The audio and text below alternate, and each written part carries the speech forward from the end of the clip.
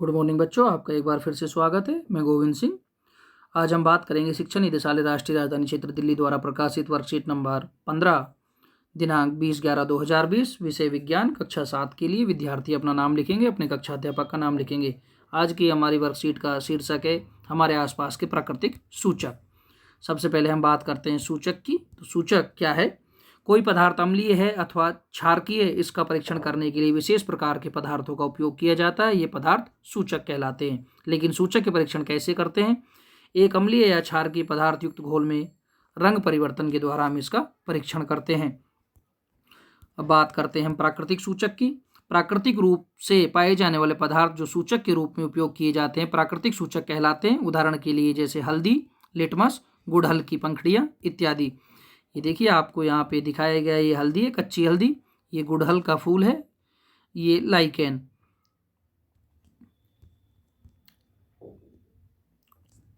अब हम बात करते हैं लिटमस एक प्राकृतिक रंजक। यह सबसे अधिक इस्तेमाल किए जाने वाला प्राकृतिक सूचक है। इसे लाइकेन से निकाला जाता है आशुद्ध जल में। आशुद्ध जल मतलब जो आशुद्ध जल H2O जल का सूत्र है, तो वर्षा का जो जल होता है उसे आशुद्ध जल कहते हैं हम।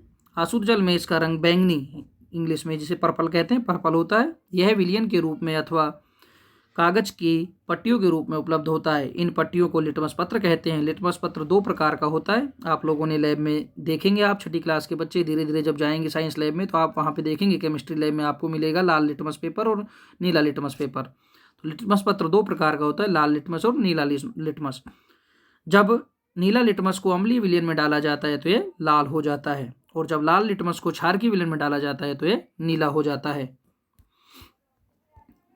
अब बात करते हैं हम हल्दी की। हल्दी यह क्षारकीय विलयन में पीले से लाल रंग में परिवर्तित हो जाता है, लेकिन अम्लीय विलयन में पीला ही रहता है। गुड़हल का पुष्प। गुड़हल के पुष्प का सूचक अम्लीय विलयनों को गहरा गुलाबी, मैजेंटा जिसे हम कहते हैं, और क्षारकीय विलयनों को हरा कर देता है। मैजेंटा से सभी बच्चे परिचित होंगे, दिल्ली के बच्चे, क्योंकि मैजेंटा जो है, मैजेंटा लाइन मेट्रो भी चलती है। अब हम बात करते हैं अम्ल वर्षा की। वर्षा जल अम्लीय हो जाता है क्योंकि कार्बन डाइऑक्साइड, सल्फर डाइऑक्साइड और नाइट्रोजन डाइऑक्साइड जैसे प्रदूषक गैसें जो वायु में मुक्त होती है, वर्षा जल में घुलकर क्रमशः कार्बनिक अम्ल, अगर कार्बन डाइऑक्साइड घुलेगी तो कार्बनिक अम्ल बनेगा, सल्फर डाइऑक्साइड उसमें घुलेगा तो सल्फ्यूरिक अम्ल बनेगा, और नाइट्रोजन डाइऑक्साइड उसमें घुलेगी तो नाइट्रिक अम्ल बनाती है।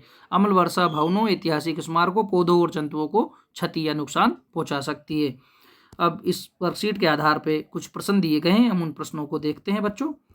पहला प्रश्न है आपका, प्राकृतिक सूचक किसे कहते हैं? तो प्राकृतिक रूप से पाए जाने वाले पदार्थ जो सूचक के रूप में उपयोग किए जाते हैं प्राकृतिक सूचक कहलाते हैं। दूसरा प्रश्न है, गुड़हल के पुष्प का सूचक क्षारकीय विलयनों में रिक्त स्थान कर देता है। रिक्त स्थान ही मैंने यहाँ पे अलग कलर के ग्रीन कलर से लिखा हुआ है, हरा, तो इसमें लिखेंगे आप हरा कर देता है। अगला प्रश्न है, क्षारकीय विलयन में हल्दी का रंग रिक्त स्थान से रिक्त स्थान रंग में परिवर्तित हो जाता है, तो इसमें आपका आएगा यहाँ से पीले से लाल रंग में परिवर्तित हो जाता है। तीसरा प्रश्न है आपका, अम्लीय विलयन एवं क्षारकीय विलयन में लाल लिटमस पत्र पर क्या परिवर्तन देखेंगे? तो देखिए बच्चों, जब नीले लिटमस को अम्लीय विलयन में, ये विलयन लिखा गया है, यहाँ विलयन लिखना है, विलयन, तो जब नीले लिटमस को अम्लीय विलयन में डाला जाता है तो यह लाल हो जाता है। सेकंड, जब लाल लिटमस को क्षारकीय विलयन में डाला जाता है तो यह नीला हो जाता है। अगला प्रश्न है आपका दिया गया, ब्लैंक, ब्लैंक और ब्लैंक अम्ल वर्षा के तीन मुख्य उत्तरदायी गैसें हैं। तो बेटा इन ब्लैंक्स में पहले वाले में आएगा कार्बन डाइऑक्साइड, दूसरे में आएगा सल्फर डाइऑक्साइड और तीसरे में आएगा नाइट्रोजन डाइऑक्साइड। तो प्यारे बच्चों, यह आपकी वर्कशीट समाप्त होती है। मैं आशा करता हूँ वर्कशीट आपको समझ में आई होगी। धन्यवाद बच्चों।